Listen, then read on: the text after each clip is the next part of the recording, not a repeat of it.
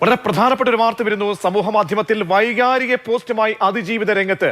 പോലീസിൽ പരാതിപ്പെട്ടത് താൻ ചെയ്ത തെറ്റാണെന്നും സംഭവിച്ചത് വിധിയാണെന്ന് സമാധാനിച്ച് ആരോടും പറയാതെ മിണ്ടാതിരിക്കണമായിരുന്നുവോ എന്നും അതിജീവിത സമൂഹ മാധ്യമത്തിലൂടെ ചോദിക്കുകയാണ്. രണ്ടാം പ്രതി മാർട്ടിന്റെ വീഡിയോ പ്രചരിച്ചതിന് പിന്നാലെയാണ് അതിജീവിയുടെ വൈകാരിക പ്രതികരണം വരുന്നത്. സ്നേഹമോൾ നയനാൻ ചേരുന്നുണ്ട്. സ്നേഹ, ഓരോ മലയാളിയുടെയും ഹൃദയത്തിലേക്ക് തുളച്ച് കയറുന്ന ചോദ്യങ്ങളാണ് അതിജീവിത ഈ ഫേസ്ബുക്ക് വരികളിലൂടെ, ചുരുക്കം വരികളിലൂടെ കുറിക്കുന്നതല്ലേ? എന്തൊക്കെയാണ് ആ കണ്ടന്റിൽ പറയുന്നത് സ്നേഹമോൾ? തീർച്ചയായും പ്രജീഷ്, അത് തന്നെയാണ്. വളരെ വൈകാരികമായാണ് അതിജീവിത സമൂഹ മാധ്യമത്തിൽ ഈ പോസ്റ്റ് പങ്കുവച്ചിരിക്കുന്നത്.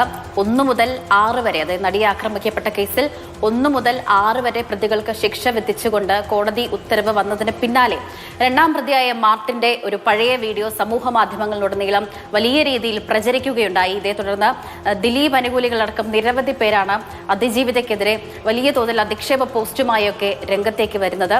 ഇതിനെതിരെ അതിജീവിതയുടെ സഹോദരൻ ഒരു പരാതി നൽകിയിട്ടുണ്ട്. അതിന്റെ അന്വേഷണമൊക്കെ ഒരു വശത്ത് നടന്നുകൊണ്ടിരിക്കുകയാണ്. അതിനിടയിലാണ് അതിജീവിത വളരെ വൈകാരികമായ രീതിയിൽ ഇപ്പോൾ സമൂഹ മാധ്യമങ്ങളിൽ ഈ പോസ്റ്റ് പങ്കുവച്ചിരിക്കുന്നത്. പോസ്റ്റിന്റെ പൂർണ്ണരൂപം ഇങ്ങനെയാണ്: ഞാൻ ചെയ്ത തെറ്റ്, എനിക്കെതിരെ ഒരു അക്രമം നടന്നപ്പോൾ അതപ്പോൾ തന്നെ പോലീസിൽ പരാതിപ്പെട്ടത്, നിയമ നടപടി വേണമെന്ന് ആവശ്യപ്പെട്ട് മുന്നോട്ട് പോയത്, അന്നേ സംഭവിച്ചതെല്ലാം വിധിയാണെന്ന് സമാധാനിച്ച് ആരോടും ഒന്നും പറയാതെ മിണ്ടാതെ ഇരിക്കണമായിരുന്നു. പിന്നീട് എപ്പോഴെങ്കിലും ആ വീഡിയോ പുറത്തു വരുമ്പോൾ അതെന്തുകൊണ്ട് അന്നേ പോലീസിൽ പരാതിപ്പെട്ടില്ല എന്ന് കുറ്റപ്പെടുത്തുന്നവരോട് എന്ത് പറയണമെന്നറിയാതെ ആത്മഹത്യ ചെയ്യണമായിരുന്നു. 20 വർഷം ശിക്ഷയ്ക്ക് വിധിച്ച് ജയിലിൽ പോയ രണ്ടാം പ്രതി പോകുന്നതിന് മുൻപേ ഒരു വീഡിയോ എടുത്തു കണ്ടു. അതിൽ ഞാനാണ് നിങ്ങളുടെ നഗ്ന വീഡിയോ എടുത്തതെന്ന് കൂടി പറയണമായിരുന്നു. ഇത്തരം വൈകൃതങ്ങൾ പറയുന്നവരോടും പ്രചരിപ്പിക്കുന്നവരോടും നിങ്ങൾക്കോ നിങ്ങളുടെ വീട്ടിലുള്ളവർക്കോ ഈ അവസ്ഥ വരാതിരിക്കട്ടെ. ഏറ്റവും ഒടുവിൽ അതിജീവിത കുറിക്കുന്നത് ഇങ്ങനെയാണ്: not a victim, not a survivor, just a simple human being, let me leave. അതായത് ഞാനൊരു ഇരയല്ല, ഞാനൊരു അതിജീവിതയല്ല, ഞാൻ സാധാരണ ഒരു മനുഷ്യൻ മാത്രമാണ്, എന്നെ ജീവിക്കാൻ അനുവദിക്കൂ എന്നിങ്ങനെയാണ്. അപ്പോൾ ഈ ഒരു പോസ്റ്റിൽ നിന്നും നമുക്ക് മനസ്സിലാകും എത്രമാത്രം മാനസിക സംഘർഷത്തിലൂടെയാണ് ഈ അതിജീവിത കടന്നു പോകുന്നതെന്നാണ്. സമൂഹ മാധ്യമങ്ങളിൽ നമ്മൾ നിരന്തരം കാണുന്നതാണ്. ഈ അതിജീവിതം തന്നെ മനഃപൂർവ്വം കെട്ടിച്ചമച്ച ഈ കഥയാണ് എന്നടക്കമുള്ള കഥകൾ പ്രചരിക്കുന്നത്. അതെത്രമാത്രം ഈ അതിജീവിതയ്ക്ക് വേദനയുണ്ടാക്കി എന്നുള്ളതും ഈ പോസ്റ്റിൽ നിന്ന് വ്യക്തമാകുന്നതാണ് പ്രജീഷ്.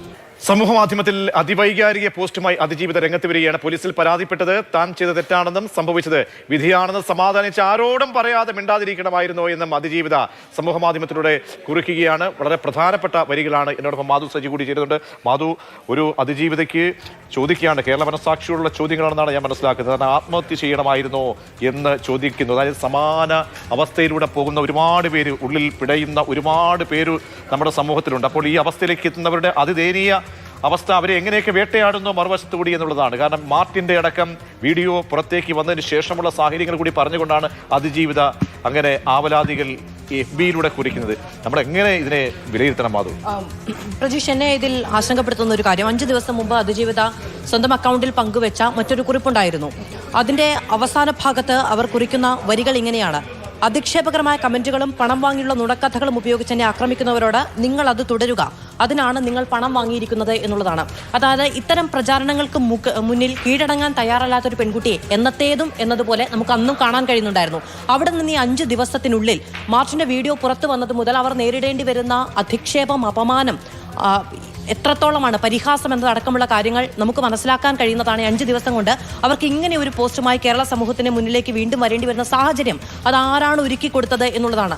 സാധാരണഗതിയിൽ ഇത്തരത്തിലുള്ള പ്രശ്നങ്ങൾ ഉണ്ടാകുന്ന സമയത്ത് കുറച്ച് കാലതാമസം ഉണ്ടായാൽ രാജ്യത്ത് നിലവിലുള്ള ഒരു നിയമ സംവിധാനവും എന്തെങ്കിലും തരത്തിലുള്ള അസോൾട്ട് ഉണ്ടായാൽ പിറ്റേ ദിവസം ഇറങ്ങിപ്പോയി കേസ് കൊടുക്കണമെന്ന് പറഞ്ഞിട്ടില്ല. അവനവന് നിയമ പോരാട്ടവുമായി ഇറങ്ങിപ്പോകാനുള്ള മനസാന്നിധ്യവും കരുത്തും ഉണ്ടാകുന്നത് വരെ അതെത്ര കാലം എന്നോ ഒരു നിയമവും നിഷ്കർഷിച്ചിട്ടുമില്ല. അതിനുശേഷം നിയമ പോരാട്ടത്തിന് പോയാൽ മതി, അത് നിയമ സംവിധാനത്തെ ബോധിപ്പിച്ചാൽ മതി എന്നുള്ളതാണ് പറയുന്നത്. പക്ഷേ ഓരോ തവണയും ഇത്തരത്തിൽ പരാതിയുമായി രംഗത്ത് വരുന്ന പെൺകുട്ടികളോട് വളരെ ക്രൂരമായി ചോദിക്കാൻ കഴിയുന്ന ഒരു ചോദ്യമാണ് ഇത്രയും കാലം നിങ്ങൾ എവിടെയെന്നുള്ളത്. ഏറ്റവും ഈ അടുത്ത കാലത്തും നമ്മൾ അത്തരത്തിലുള്ള ചോദ്യങ്ങൾ കേട്ടിട്ടുണ്ട്. പക്ഷേ ഈ പെൺകുട്ടി തയ്യാറായത് ആ നിമിഷം തന്നെ ആ നിയമ പോരാട്ടത്തിന് ഒരുങ്ങുക എന്നുള്ളതാണ്. അതിനവർക്ക് കൊടുക്കേണ്ടി വരുന്ന വില ഇത് നോക്കൂ. പൾസർ സുനിയുടെ മൊഴി, 1-ാം പ്രതിയുടെ മൊഴിയുടെ പ്രകാരമല്ലേ നിങ്ങൾ ദിലീപിനെ അറസ്റ്റ് ചെയ്തത്? ശരി, 2-ാം പ്രതിയുടെ മൊഴി ഇതാണ്: നിങ്ങൾ അതിജീവിതയ്ക്കെതിരെ കേസെടുക്കൂ എന്ന് ആക്രോശിക്കാൻ പോകുന്ന ആളുകൾ നമ്മുടെ സമൂഹ മാധ്യമത്തിൽ ഉണ്ടായി എന്നുള്ളതാണ്. ഒരു പെൺകുട്ടി പോരാടാൻ തയ്യാറായി 8.5 വർഷക്കാലം അവരുടെ ജീവിതത്തിന്റെ ഒരു നല്ല ഭാഗം ഈ സമൂഹത്തിൽ ഒരുപാട് സ്ത്രീകൾക്ക് ധൈര്യവും ബലവും കൊടുക്കാൻ വേണ്ടി ചെലവഴിച്ചു എന്ന് വിശ്വസിക്കുന്ന ഒരാളാണ് ഞാൻ. ഈ കഴിഞ്ഞ 5 ദിവസം കൊണ്ട് അവർക്ക് നേരിടേണ്ടി വന്ന അധിക്ഷേപത്തിന്റെ അങ്ങേയറ്റം കൊണ്ടാണ് ഇങ്ങനെ ഒരു പോസ്റ്റുമായി അവർ വീണ്ടും സമൂഹ മാധ്യമത്തിലൂടെ കേരള മനസാക്ഷിയുടെ മുന്നിൽ വന്നത് എങ്കിൽ നമ്മൾ ഏറെ അഭിമാനിക്കേണ്ടിയിരിക്കുന്നു. അതിജീവിതയല്ല, താൻ ഇരയല്ല, മനുഷ്യനാണ് എന്ന് പറയുന്നത്. ജീവിക്കാൻ മിനിമം പരിഗണനയാണ് ചോദിക്കുന്നത്. മിനിമം പരിഗണന, അത് ജീവിക്കാൻ വേണം എന്ന് പറയുമ്പോൾ അത് സ്റ്റേറ്റിനോടുള്ള ചോദ്യം കൂടിയാണ്. ഓരോ മനുഷ്യന്റെയും സ്റ്റേറ്റിനുള്ള ഉത്തരവാദിത്തമുണ്ട്. അതിനോടൊപ്പം തന്നെ ഇവിടുത്തെ വലിയൊരു വിഭാഗം ജനത ഓരോ ഇതേ അവസ്ഥയിലൂടെ പോകുന്ന ഒരുപാട് കുരുന്നുകൾ അടക്കമുണ്ട്, ഒരുപാട് അതിജീവിതമാരുണ്ട്. അപ്പോൾ അവരോടൊക്കെയുള്ള എല്ലാവർക്കും ഒരു ഉത്തരവാദിത്വം, ഓരോ മനുഷ്യന്റെ ഉത്തരവാദിത്വം കൂടിയാണ് ചൂണ്ടിക്കാണിക്കുന്നത്. അപ്പോൾ ഈ ഓരോ വാചകങ്ങളുടെ, ഓരോ വരികളുടെ ആഴം എത്രത്തോളം ഉണ്ട് മാധു? ഇത് പെട്ടെന്ന്, അതായത് സാധാരണഗതിയിൽ സ്വന്തം ചിത്രം പങ്കുവെക്കുന്നത് പോലെയോ സ്വന്തം ഒരു ദിവസത്തിന്റെ വിശേഷങ്ങൾ പങ്കുവെക്കുന്നത് പോലെയുള്ള ഒരു സാധാരണ സമൂഹ മാധ്യമത്തിലെ പോസ്റ്റായി കാണരുത്. എത്ര തവണ ആലോചിച്ചിട്ടുണ്ടാകും, എത്ര മണിക്കൂറുകൾ കുത്തിയിരുന്ന് ആലോചിച്ചിട്ടുണ്ടാകും, ഒരു ദിവസം മുഴുവൻ ഉറങ്ങാതിരുന്നിട്ടുണ്ടാകും, എത്ര കരഞ്ഞിട്ടുണ്ടാകും.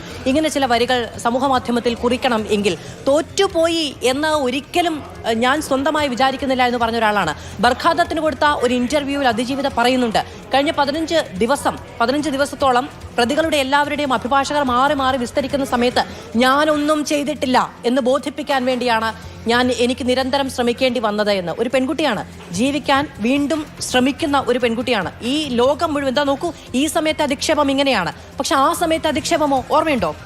ആ വിഷയം സംസാരിക്കുന്ന സ്ത്രീകൾക്ക് പോലും സമൂഹ മാധ്യമങ്ങളിൽ എത്രത്തോളം അധിക്ഷേപം നേരിടേണ്ടി വന്നിട്ടുണ്ട് എന്നത് ഓർക്കാൻ പോലും കഴിയില്ല. ഈ 5 ദിവസങ്ങൾക്കുള്ളിൽ, അതായത് നിങ്ങൾ ഈ അധിക്ഷേപം തുടരൂ എന്ന് വെല്ലുവിളിക്കാൻ പോകുന്ന മനസാന്നിധ്യം ഉണ്ടായിരുന്ന ഒരു പെൺകുട്ടിയിൽ നിന്ന് ഞാൻ ആത്മഹത്യ ചെയ്യണമായിരുന്നോ എന്ന് തിരിച്ചു ചോദിക്കാൻ കഴിയുന്ന ഒരു പെൺകുട്ടിയിലേക്ക്, പ്രേക്ഷകരിലേക്ക് ഒരിക്കൽ കൂടി, കാരണം മനസാക്ഷിയുള്ള ആർക്കും ഒരുപക്ഷെ ഇത് കേൾക്കുമ്പോൾ അത് സില്ലിയായിട്ട് കളയാൻ കഴിയില്ല. അതായത് ഞാൻ ചെയ്ത തെറ്റ്, എനിക്കെതിരെ ഒരു ആക്രമണം നടന്നപ്പോൾ അതപ്പോൾ തന്നെ പോലീസിൽ പരാതിപ്പെട്ടത്, നിയമ നടപടി വേണമെന്ന് ആവശ്യപ്പെട്ട് മുന്നോട്ട് പോയത്, അന്നേ സംഭവിച്ചതെല്ലാം വിധിയാണെന്ന് സമാധാനിച്ച് ആരോടും ഒന്നും പറയാതെ മിണ്ടാതെ ഇരിക്കണമായിരുന്നു. പിന്നീട് എപ്പോഴെങ്കിലും ആ വീഡിയോ പുറത്തു വരുമ്പോൾ ഇത് എന്തുകൊണ്ട് അന്നേ പോലീസിൽ പരാതിപ്പെട്ടില്ല എന്ന് കുറ്റപ്പെടുത്തുന്നവരോട് എന്ത് പറയണമെന്നറിയാതെ ആത്മഹത്യ ചെയ്യണമായിരുന്നു. 20 വർഷം ശിക്ഷയ്ക്ക് വിധിച്ച് ജയിലിൽ പോയ 2ാം പ്രതി പോകുന്നതിന് മുൻപേ ഒരു വീഡിയോ എടുത്തു കണ്ടു.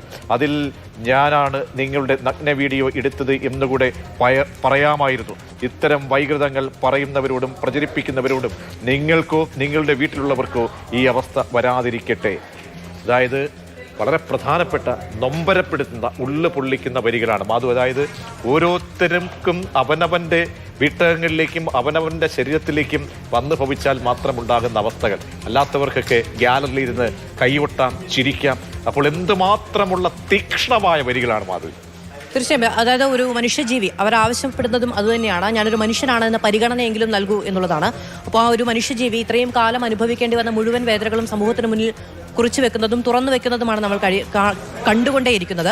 അവരോട് കുറച്ചെങ്കിലും നീതിയും മനുഷ്യത്വവും കാണിക്കാൻ ഉത്തരവാദിത്തപ്പെട്ടൊരു സമൂഹമാണ് നമ്മൾ എന്നാണ് നമ്മൾ ഇപ്പോഴും വിചാരിക്കുന്നത്. പക്ഷേ എനിക്കൊരു പ്രതീക്ഷയുമില്ല കേട്ടോ, എനിക്കൊരു പ്രതീക്ഷയുമില്ല. കാരണം ഈ കഴിഞ്ഞ ദിവസങ്ങളിൽ സമൂഹ മാധ്യമങ്ങളിൽ അഴിഞ്ഞാടി ഒരു പറ്റം മനുഷ്യർ കൂടി ഉൾപ്പെടുന്നതാണ് ഈ സമൂഹം എന്ന് നോക്കുകയാണ് എങ്കിൽ പരാജയപ്പെട്ടു പോകാതിരിക്കുക എന്ന് മാത്രമാണ് എനിക്ക് പെൺകുട്ടികളോടോ സ്ത്രീകളോടോ പറയാനുള്ളത്. മറ്റൊന്ന്, പ്രജീഷ് പറഞ്ഞതുപോലെ സർക്കാരിനോടാണ്. അത് നോക്കൂ, വിരുന്നുകളിൽ വിളിച്ചു വരുത്തിയോ സിനിമാ മേളകളിൽ അതിഥിയാക്കിയോ അല്ല ഐക്യദാർഢ്യം പ്രഖ്യാപിക്കേണ്ടത്, മികച്ച അഭിഭാഷകരെ നൽകിക്കൊണ്ടാണ്. ബി രാമൻപിള്ള അടക്കമുള്ള ഒരു വലിയ സംവിധാനം അപ്പുറത്ത് നിൽക്കുമ്പോൾ പരിമിതികളുള്ള, നല്ല ട്രാക്ക് റെക്കോർഡ് ഇല്ലാത്ത അങ്ങനെയുള്ള അഭിഭാഷകരെ പകരം വെച്ചുകൊണ്ട് പരീക്ഷണം നടത്താനുള്ളതല്ല ഒരു പെൺകുട്ടിയുടെ അഭിമാനവും ജീവിതവും എന്ന് പറയുന്നത്. നല്ല അഭിഭാഷകരുടെ പാനലിന്റെ ഒരുപക്ഷെ സർക്കാരിന് ആവശ്യപ്പെടാം, നല്ല അഭിഭാഷകർ മുന്നോട്ട് വരുമെന്നുള്ളത്. അല്ലെങ്കിൽ പണം ചെലവഴിക്കാം, ഏറ്റവും ഒടുവിൽ ഇപ്പോൾ കേസ് നടക്കുന്ന VC കേസുമായി ബന്ധപ്പെട്ട് കോടതി നടക്കുന്ന കേസ് നടക്കുമ്പോൾ എത്രയോ നമ്മൾ കയ്യിൽ നിന്നും പൈസ നമ്മുടെ അടക്കം നികുതി പണം കളഞ്ഞു കുളിച്ചതാണ്. അപ്പോൾ സർക്കാർ, സ്റ്റേറ്റ് വിചാരിച്ചാൽ നല്ലൊരു അഭിഭാഷകനെ സാധ്യമോ? മാത്രമല്ല, നമ്മൾ ഒരിക്കലും കോടതിയെ മാനിക്കാതെ സംസാരിക്കുന്നതല്ല. പക്ഷേ അതിജീവിതയ്ക്ക് ഉള്ളിൽ ഒരു സംശയമുണ്ടെങ്കിൽ ആ സംശയം നിവാരണം ചെയ്യാനുള്ള ബാധ്യത സ്റ്റേറ്റിനുണ്ട്. അപ്പോൾ അതിനുവേണ്ടിയുള്ള നിയമ പോരാട്ടം നടക്കുക തന്നെ വേണം. അതാണ് മധു, ഞാൻ ലാസ്റ്റ് വരി കൂടി വായിക്കാം. Not a victim, not a survivor, just a simple human being, let me leave. ജീവിക്കാൻ അനുവദിക്കണമെന്ന വരികളോടുകൂടിയാണ് അവസാനിപ്പിക്കുന്നത് മാധു. അത് എല്ലാവരോടുമാണ്, അത് സർക്കാരിനോടും സമൂഹത്തോടും ഒക്കെയാണ്. പക്ഷേ ഞാൻ വിചാരിക്കുന്നില്ല ഏതെങ്കിലും ഒരു സ്ത്രീയുടെയോ ഒരു പെൺകുട്ടിയുടെയോ കണ്ണീര് കണ്ടാൽ, അവരുടെ മാനസികാവസ്ഥ കണ്ടിട്ടുണ്ടെങ്കിൽ അവർക്ക് സങ്കടം വരുന്നു എന്ന് പറഞ്ഞാൽ, അധിക്ഷേപിക്കപ്പെട്ടു എന്ന് തോന്നിയാൽ എന്തെങ്കിലും തരത്തിലുള്ള സഹതാപമോ മനുഷ്യത്വമോ പ്രകടിപ്പിക്കുന്ന ഒരു സമൂഹമായി നമ്മളിൽ കുറെ പേരെങ്കിലും ബാക്കിയുണ്ട് എന്ന് ഞാൻ വിചാരിക്കുന്നില്ല. എനിക്ക് അത്തരത്തിലുള്ള പ്രിവിലേജുകളിലൊന്നും വിശ്വാസവുമില്ല. ഞാൻ ഈ ന്യൂസ് റൂമിൽ എത്രയോ സ്ത്രീകളെ അവരുടെ അനുഭവങ്ങളെ കാണുന്നതാണ്. അപ്പോൾ അത്തരത്തിലുള്ള ആത്മവിശ്വാസമൊന്നും എനിക്കില്ല. പക്ഷേ ഇതിൽ ആക്ട് ചെയ്യാൻ കഴിയുന്നൊരു സംവിധാനം അപ്പുറത്തുണ്ട്. അവർക്ക് മേൽക്കോടതികളിലെങ്കിലും മികച്ച നിയമപരിരക്ഷ ഉറപ്പാക്കുക എന്നുള്ളതാണ് ഈ നാട്ടിലെ സ്ത്രീകൾക്ക് വേണ്ടി ആകെ ഈ സംവിധാനത്തിന് ചെയ്യാൻ കഴിയുന്നത്. അവരെ ജീവിക്കാൻ അനുവദിക്കുക എന്നുള്ളതൊരു അപേക്ഷയായിട്ടല്ല, ഒരു മുന്നറിയിപ്പായിട്ടാണ് എനിക്ക് പറയാനുള്ളത്. തീർച്ചയായും. അപ്പോൾ ഒരു അതിജീവിതയ്ക്ക് കേരള സമൂഹത്തിന് മുൻപിലേക്ക് അങ്ങേയറ്റം പൊള്ളുന്ന, അങ്ങേയറ്റം തീക്ഷ്ണമായ വരികൾ ഉന്നയിക്കേണ്ടി വരികയും കുറിക്കേണ്ടി വരികയും ചെയ്യുന്നുണ്ടെങ്കിൽ അത് നമ്മൾ തലകുനിക്കണം. ആ വരികളാണ്: not a victim, not a survivor, just a simple human being, let me live. തന്നെ ജീവിക്കാൻ അനുവദിക്കൂ, ജീവിക്കാൻ വിടൂ എന്നൊരു അതിജീവിത പറയുമ്പോൾ എത്രമാത്രം തീക്ഷ്ണമാണ്. ഇതിൽ പ്രതികരണങ്ങൾ കേരള സമൂഹത്തിന്റെ ഭാഗത്തു നിന്നും ക്ഷണിക്കുകയാണ്. ആ രീതിയിലുള്ള പ്രതികരണങ്ങൾ ഉണ്ടാകേണ്ടതുണ്ട്.